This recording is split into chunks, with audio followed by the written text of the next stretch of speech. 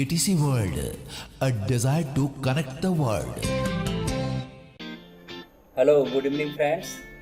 Once again I am back before you. I hope you all are happy and healthy. तो चलिए शुरू करते हैं आज का क्लास. आज का क्लास टेंस का पास्ट इंडिफिनिट, जिसको हम सिंपल पास्ट बोलते हैं, उस पर हम चर्चा करेंगे. तो अब जो है यहाँ से आपका सारा स्ट्रक्चर आसान हो जाएगा. हम जो भी परेशानी प्रेजेंट इंडेफिनिट में झेलते हैं, किसी अन्य टेंस में हमको उतनी परेशानी नहीं होती है.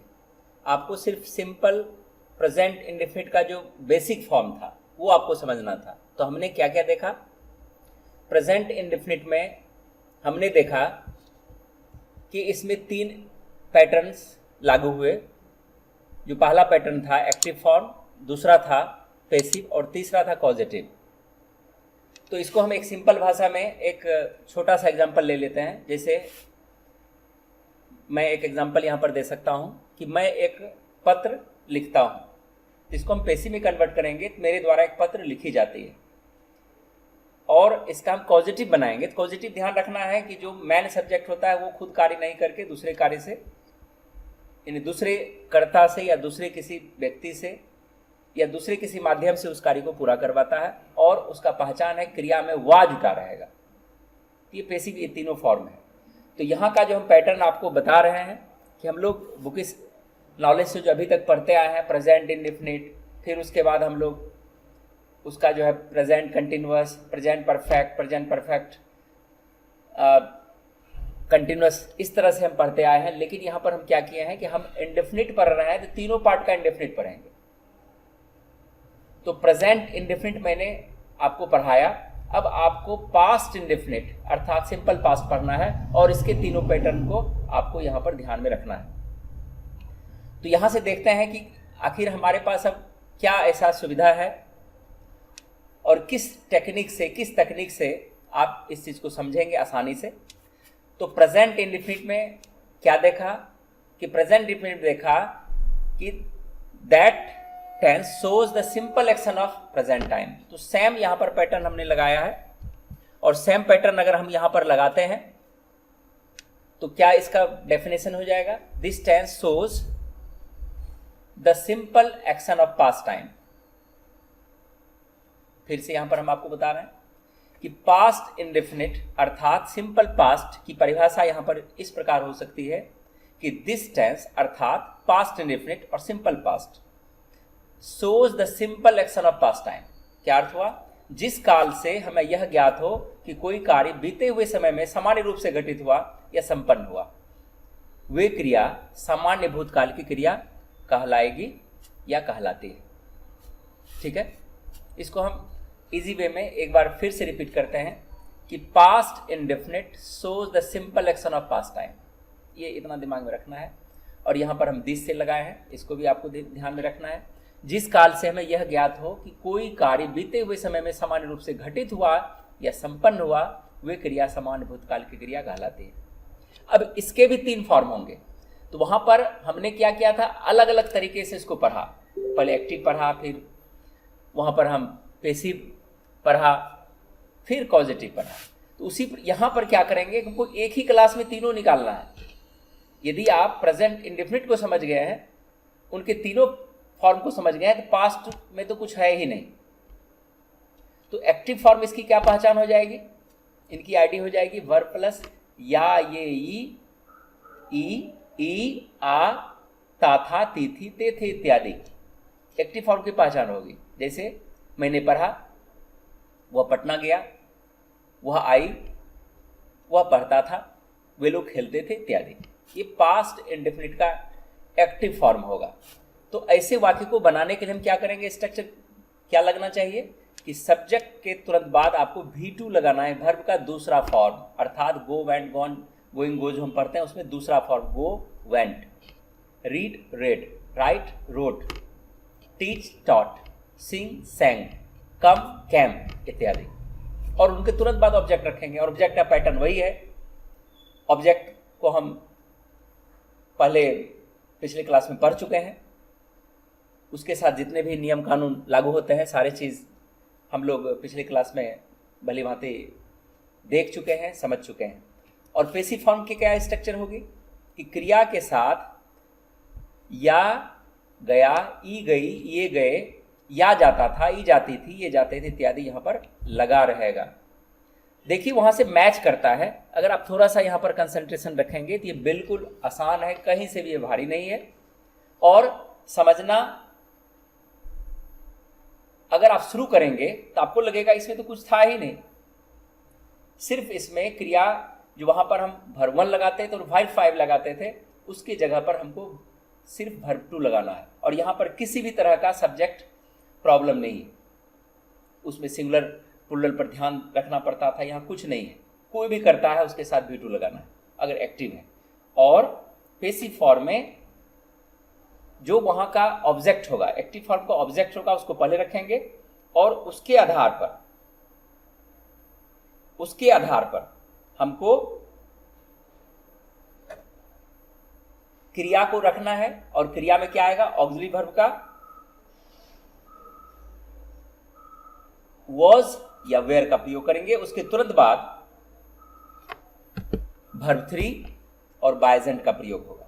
इसको फिर से हम थोड़ा सा आपको बताना चाहेंगे कि पहले ऑब्जेक्ट रखेंगे, ऑब्जेक्ट को सब्जेक्ट बना देंगे और उसके आधार पर आपको क्रिया was या were लगाना है। और was कहां पर लगेगा, यदि जिस ऑब्जेक्ट को उठाकर सब्जेक्ट बनाए, यदि वो सिंगुलर है तो was लगाएंगे, प्लूरल है तो were लगाएंगे। बस यहाँ पर कोई और परेशानी नहीं है। और ध्यान रखना है कि पैसिव फॉर्म में जो एक अस्थाई नियम है, वो अस्थाई नियम क्या है, इसमें क्रिया का तीसरा फॉर्म सभी स्ट्रक्चर में आएगा। यदि एजेंट है, अर्थात वाक्य में के द्वारा से का अर्थ लग रहा है, तो उसमें बाय एजेंट का प्रयोग आपको करना है। लेकिन ध्यान रखना है कि सभी क्रिया के साथ नहीं। हम आपको कुछ क्रिया का कलेक्शन दिए हैं, उस क्रिया को ध्यान में रखेंगे। जैसे नन बाय नहीं प्रयोग करेंगे, सेटिस्फाइड बाय नहीं प्रयोग करेंगे। इसके साथ जो भी उपयुक्त प्रीपोजिशंस लगता है उसको आपको विशेष ध्यान रखना होगा। अब कॉजेटिव में क्या होगा, उसी प्रकार से कॉजेटिव में वर्ब के साथ वाया, वाई, वाए, वाता था, वाती थी, वाते थे लगा रहेगा। बस सिंपल सा है। वहां पर सब्जेक्ट बाद गेट या गेट्स का प्रयोग किए, यहां पर गॉट लगाएंगे, कहीं दिक्कत नहीं है। और गॉट के तुरंत बाद ऑब्जेक्ट रखेंगे, फिर उसके बाद V3 रखेंगे और उसके बाद बाय या एजेंट का प्रयोग करेंगे, यानी बाय प्लस एजेंट का प्रयोग करेंगे। यहाँ पर एग्जांपल देखते हैं। मैंने एक कहानी लिखी, ये एक्टिव फॉर्म है। I wrote a story. ध्यान रखना है, पहले सब्जेक्ट V2 और object. I wrote a story. अब इसको हम पैसिव में कन्वर्ट करेंगे, तो मेरे द्वारा एक कहानी लिखी गई, a story was written by me. पहले ऑब्जेक्ट को रखे यहाँ पर, तो ऑब्जेक्ट क्या लिखी गई, एक कहानी को पहले लाए और इसको सब्जेक्ट बना दिए। और जैसे अ स्टोरी यहाँ पर लिखे, तो यह यहाँ पर सिंगुलर फॉर्म के रूप में यूज हुआ और इसके आधार पर हमने यहाँ पर क्रिया का तीसरा फॉर्म रख दिया। अब देखिए, इसी को हम पॉजिटिव बनाते हैं। मैंने राम से एक कहानी लिखवाई। मैंने सब्जेक्ट हो गया आई, तो मैंने खुद नहीं किया, तो यहाँ पर V2 के रूप में आपको गॉट रखना है। और गॉट में हम क्या रखें, गॉट जो है गेट का दूसरा फॉर्म है। उसके बाद ऑब्जेक्ट क्या, ध्यान रखना है कि मैंने राम से क्या करवाई, तो मैंने राम से कहानी लिखवाई। I get a story written by Ram. आगे देखते हैं। आगे जो है यहाँ पर इसका पैसिव फॉर्म है और इसमें मिक्स्ड है, इसको देख लेते हैं। शिक्षक ने छात्रों को पीटा, ये एक्टिव फॉर्म है। The teacher beat the students. शिक्षक के द्वारा छात्र पीटे गए, मतलब इसमें एक्टिव, पैसिव, पॉजिटिव तीनों इसमें भी है। The students were beaten by the teacher. चपरासी ने छात्रों को शिक्षक से पिटवाया। The peon got the students beaten by the teacher. मेरे पिताजी पटना गए। अब यहाँ से जो बैलेंस बचा हुआ है ये आपको बनाना है। तो आपका बैलेंस ट्रांसलेशन इस प्रकार है। मेरे पिताजी पटना गए, एक पुरानी कार खरीदी गई, मेरे दादाजी ने एक नया मकान बनवाया, पेड़ से फल तोड़े गए, मैंने अपना बाल कटवाया, रामू ने अपना दाढ़ी बनवाया, मैंने आपका एक सुंदर खत प्राप्त किया, मैं बहुत प्रसन्न हुआ, मैंने अपने मोबाइल में कुछ गाने भरवाए। यहाँ पर में आएगा, में हम इसको ऐड कर लेते हैं। मैंने अपने मोबाइल में कुछ गाने भरवाए। तो ये आपका ट्रांसलेशन था, ये आपको बनाना है। ध्यान रखना है कि जो भी छात्र इसको पढ़ रहे हैं वो सीरियस होकर के आप ट्रांसलेशन को मेरे पास भेजिए, व्हाट्सएप पर भेजिए, और सारा सॉल्यूशन हम आपको करके दूसरे वीडियो में ऐड करके देंगे। तो आज हम जो रिव्यूज़ आया है, जो ट्रांसलेशन बच्चों ने भेजा है, उसका भी रिव्यूज़ हम करेंगे, उसको भी ध्यानपूर्वक आप लोग देखिएगा। और स्ट्रक्चर जो है ट्रिपल स्ट्रक्चर में हम लोग टेंस पढ़ रहे हैं, इस तरह का पैटर्न बहुत कम देखने को मिलता है। तो यहाँ से translate into Hindi, I wrote a story was written by me, I got a story written by my father. Sita bought a ring made of gold. A ring made of gold was bought by Sita. Sita got a ring made of gold bought by her brother. Children purchased some toys. The teacher got a stick bought by the peon. Two thieves were caught at night. He was caught stealing. Several people were wounded in that incident. A teacher was badly beaten at Balia. He got his hair cut. My door was left. और left open, यहाँ पर अगर open के पहले हम left लगाते हैं तो ये खुद ये भीतरी हो जाता है, इसलिए ये ज्यों का त्यों रह जाएगा, open ही रह जाएगा। अगर open लगा का स्वतंत्र रूप से हम रखेंगे तो opened का प्रयोग करेंगे। तो यहाँ ध्यान रखना है। His pen was stolen. I did not get you beaten. The teacher got all the students called in the field. We got the village cleaned by the laborers. ये आपको बनाना है, हिंदी में इसका करना है। अब यहाँ से नेगेटिव है तो एक्टिव में क्या करेंगे, सब्जेक्ट के बाद डिड नॉट लगाएंगे और भरवन प्लस ऑब्जेक्ट का प्रयोग करेंगे। पेसिव में ऑब्जेक्ट पहले रखेंगे, उसके बाद वॉज वर प्लस नॉट भर three by plus agent. Positive में सब्जेक्ट प्लस डिड नॉट फिर गेट आ जाएगा, और गेट में फिर एस नहीं लगाएंगे क्योंकि यहाँ पर पास्ट फॉर्म है, इसलिए डिड नॉट गेट का प्रयोग करेंगे। उसके बाद तुरंत बाद ऑब्जेक्ट रखना है, क्रिया का तीसरा फॉर्म बाय प्लस एजेंट का प्रयोग करेंगे अगर बाय रहेगा तो। इंटरोगेटिव में क्या करेंगे, एक्टिव फॉर्म के स्ट्रक्चर में डिड को पहले रखेंगे, उसके बाद सब्जेक्ट रखेंगे। यदि वाक्य निगेटिव है सब्जेक्ट बाद नॉट आ जाएगा, वर्ब का पहला रूप आएगा और ऑब्जेक्ट आएगा। पेसिव में वॉज वेयर पहले रखेंगे, उसके बाद ऑब्जेक्ट आएगा, not V3 by plus agent. Positive में डिड पहले रखेंगे, subject plus not plus get, object V3 by agent. यहाँ पर देख रहे हैं कि जो ये लास्ट वाला पार्ट है सब में सेम ही रहेगा, सिर्फ स्टार्टिंग और सब्जेक्ट का जो संबंध है उसको आपको देखते रहना है। उसी तरह से क्वेश्चन वर्ड को पहले रखेंगे और बाकी एक्टिव पैसिव तीनों का एक ही स्ट्रक्चर होगा। तो अगर एक्टिव होगा तो क्वेश्चन वर्ड के बाद डिड का प्रयोग करेंगे, पैसिव होगा तो क्वेश्चन वर्ड के बाद वॉज वेयर का प्रयोग करेंगे, और पॉजिटिव होगा तो क्वेश्चन वर्ड के तुरंत बाद डिड का प्रयोग करके गेट का प्रयोग करेंगे। ठीक है, ये आपका स्ट्रक्चर है। स्ट्रक्चर को आप 2 बार 3 बार देखिए, पढ़िए।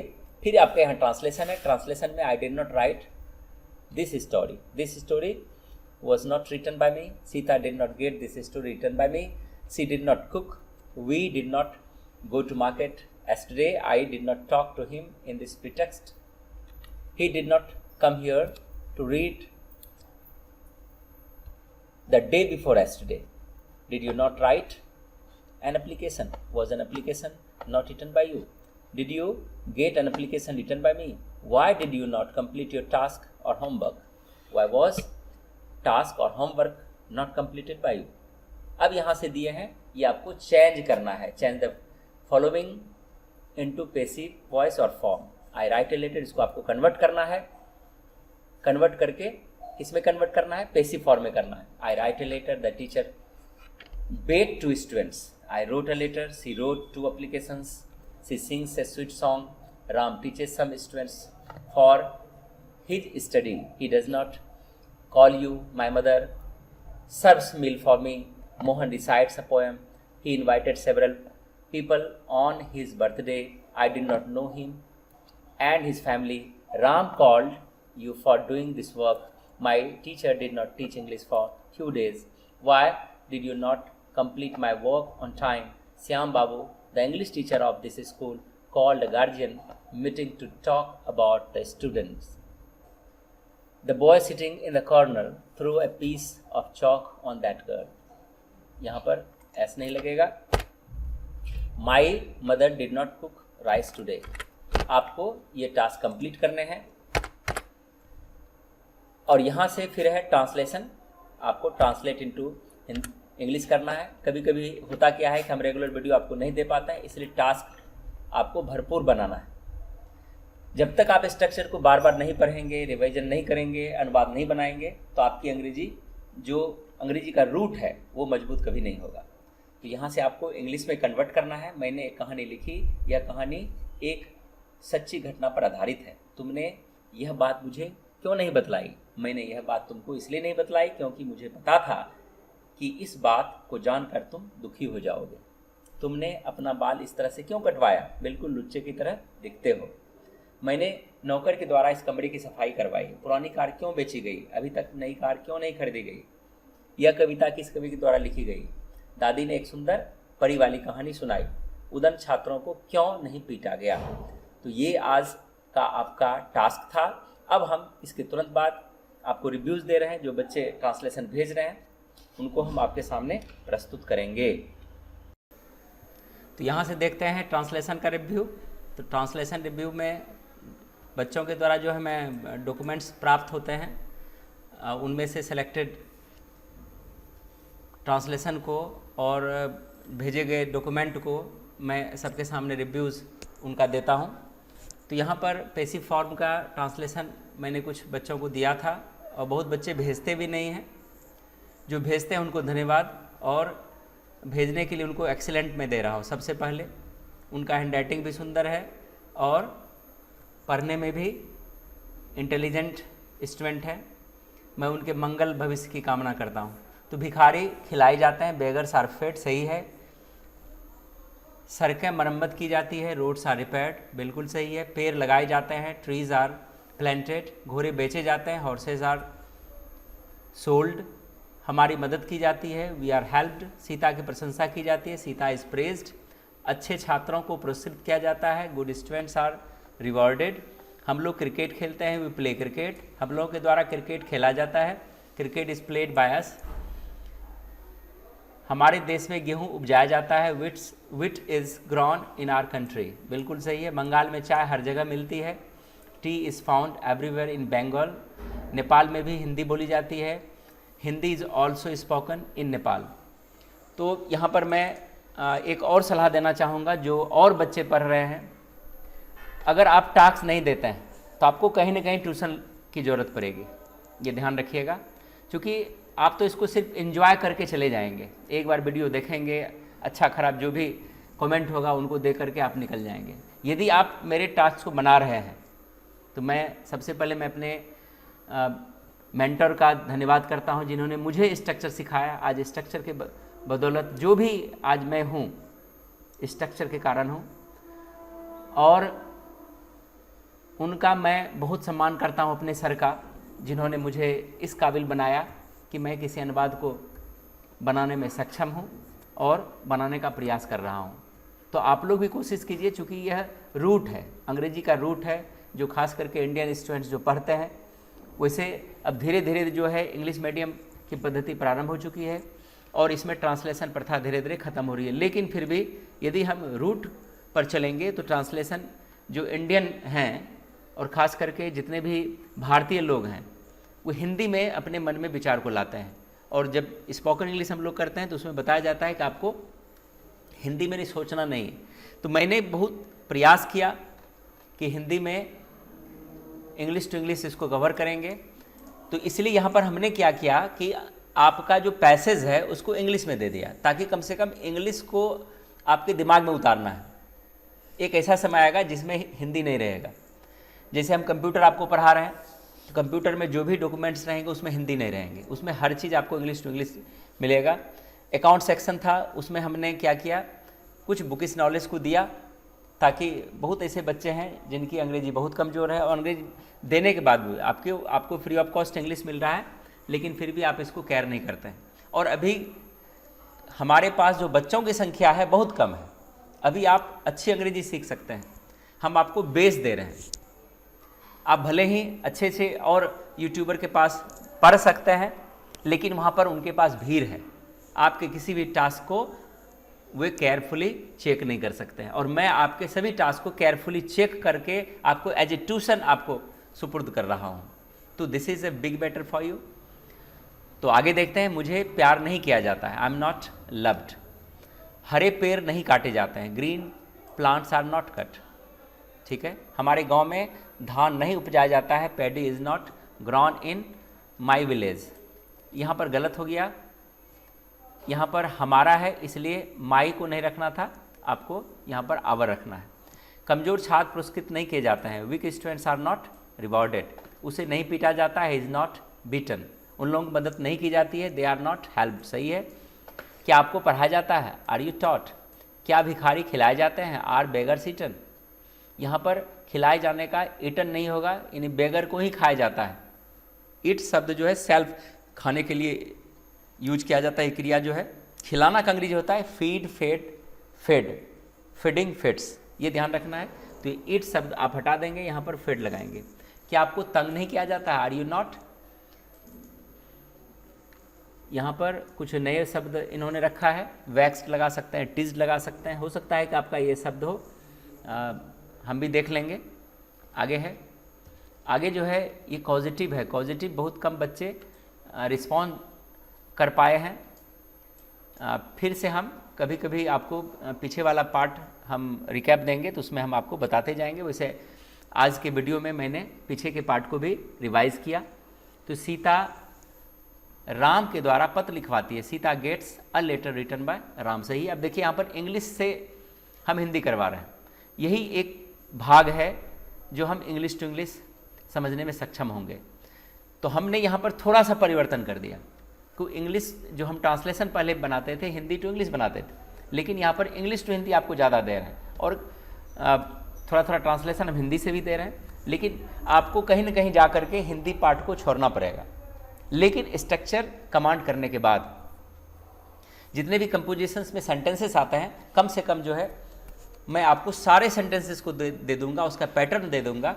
उसके बाद आप फ्री हैं, स्वतंत्र हैं, और वहाँ पर देखेंगे कि कितना सरल तरीके से आपके पास इंग्लिश का जो है फ्लो है, आपके माइंड में आना प्रारंभ हो जाएगा। क्योंकि अगर हम मॉडर्न टेक्निक को लेते हैं, बोल तो लेंगे, लिख भी लेंगे, लेकिन आपकी एरर हमेशा बनी रह जाएगी। ठीक है, आगे देखते हैं। We get the house clean by the servant. हम लोग नौकर के द्वारा घर की सफाई करवाते हैं, बिल्कुल सही है। He gets his hair cut, वह अपने बाल कटवाता है, सही है। They get this road repaired by the labourers. थोड़ा सा जो है हड़बड़ नहीं करना। हड़बड़ में क्या होता है कि देखो यहाँ से कितना सुंदर हैंड राइटिंग गया और कितना बारीकी से बनाया गया, लेकिन यहाँ आकर के ये थोड़ा सा जो है यहाँ पर बोरिंग लग रहा है। स्पेलिंग को भी थोड़ा सा ध्यान देखना है। जो पढ़ने में ये शब्द बिल्कुल अभी तक का जो है सबसे बैड आपका ये वर्ड लिखने का तरीका सिर्फ इस जगह, और बाकी बिल्कुल सही है। ही गेट्स मी कॉल्ड, उसके द्वारा मुझे बुलाया जाता है, वह मुझे बुलवाता है, चलो ये भी सही है। You get me helped by Ram, तुम मेरी सहायता राम के द्वारा करवाते हो। The teacher gets a stick brought by the peon, शिक्षक चपरासी के द्वारा छड़ी मंगवाते हैं, बिल्कुल सही है। आगे देखते हैं, आगे का जो भाग है, you do not get me help by Ram, तुम राम के द्वारा मेरी, यहाँ पर हिंदी का मेरी शब्द छूट गया है, मेरी सहायता नहीं करवाते हो।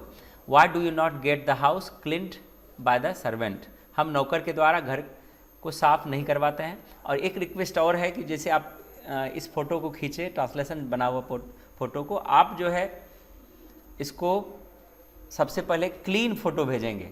थोड़ा सा धुंधला लग रहा है, हमको पढ़ने में असुविधा हो रही है थोड़ी बहुत, क्योंकि जो रिकॉर्ड क्लास होता है ये नाइट में होता है, और नाइट में 9:30 बजे के बाद जो है टाइम ज़्यादा होने के कारण बोलने में, और जो ब्रेन का जो बर्डन है, दिन भर का जो बर्डन उस पर आता है, उसमें परेशानी होना प्रारंभ हो जाता है। इसलिए थोड़ा सा स्पष्ट और साफ साफ लिखेंगे। My friend does not get me beaten by the teacher, मेरा मित्र शिक्षक के द्वारा नहीं पिटवाता है। यहाँ पर होगा मेरे मित्र मुझे शिक्षक के द्वारा नहीं पिटवाते हैं। You do not get me called, आप मुझे नहीं बुलवाते हैं। I do not get my hair cut, मैं अपना बाल नहीं कटवाता हूँ। Now we do not get the trees cut, अब हम पेड़ों को नहीं कटवाते हैं। My father does not get a new house built, मेरे पिताजी एक नया घर नहीं बनवाते हैं।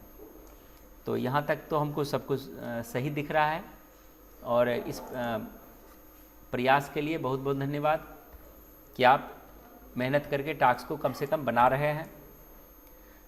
तो एजुकेशन से जुड़े रहिए, शिक्षा को आगे बढ़ाते रहिए। हम लोग जो है जितने भी बच्चे हैं, मैं सबसे आग्रह करता हूँ कि आप किसी भी यूट्यूब को ज्वाइन करते हैं तो सिर्फ मैसेज करने के लिए मत जुड़िए, you just take the essence of it. आप पढ़ाई में जो आपको क्वालिटीज़ मिल रही है उसको सिर्फ ध्यान दीजिए, उनको फोकस करके आप मैसेज कीजिए। एक्स्ट्रा मैसेज होता है तो ये किसी के लिए ठीक नहीं है। आप लोग अभी छात्र हैं, छात्र जीवन में अनुशासन से बढ़कर कुछ नहीं है। अनुशासन जितना आप अपना स्ट्रॉन्ग करेंगे उतनी आपकी तरक्की होगी। तो आगे बढ़ते हैं। क्या आप मुझसे यह पत्र नहीं लिखवाते हैं, Sita does not get me help by, ये जो है आपका हो सकता है पीछे चला गया, हम उसको नहीं पढ़ पाए, तो इसको हम आपको सही मार देते हैं क्योंकि हमको बैक जाना पड़ेगा। नीचे का वाक्य सही है, do we get this, sorry, do we get the trees cut, क्या हम पेड़ कटवाते हैं। Why do you get your house cleaned, आप अपना घर क्यों साफ करवाते हैं। Why does the government not get this bridge repaired, सरकार इस पुल की मरम्मत क्यों नहीं करवाती है। Why do you not get you treated by the doctor, आप डॉक्टर के द्वारा अपना इलाज क्यों नहीं करवाते हैं। तो नॉट नहीं है, आप डॉक्टर के द्वारा अपना इलाज क्यों करवाते हैं, सही है वाक्य।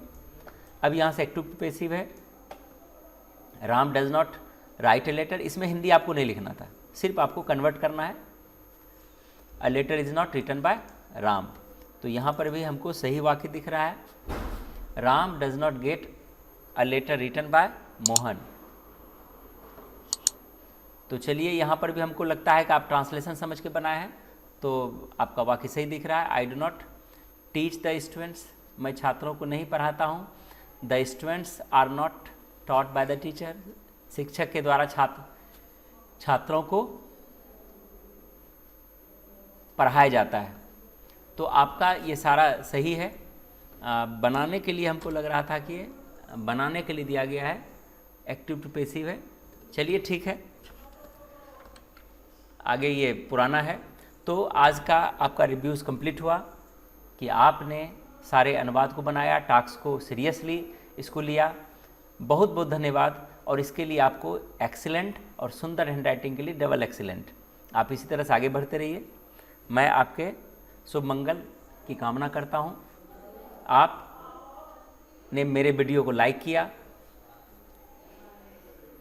अपने मित्रों में इसको प्रचार प्रसार बढ़ाया और उनके द्वारा आपने सब्सक्राइब करवाया, इसके लिए भी मैं आपको धन्यवाद देता हूँ। आज का क्लास यहीं पर मैं एंड करता हूँ। थैंक यू, जय हिंद।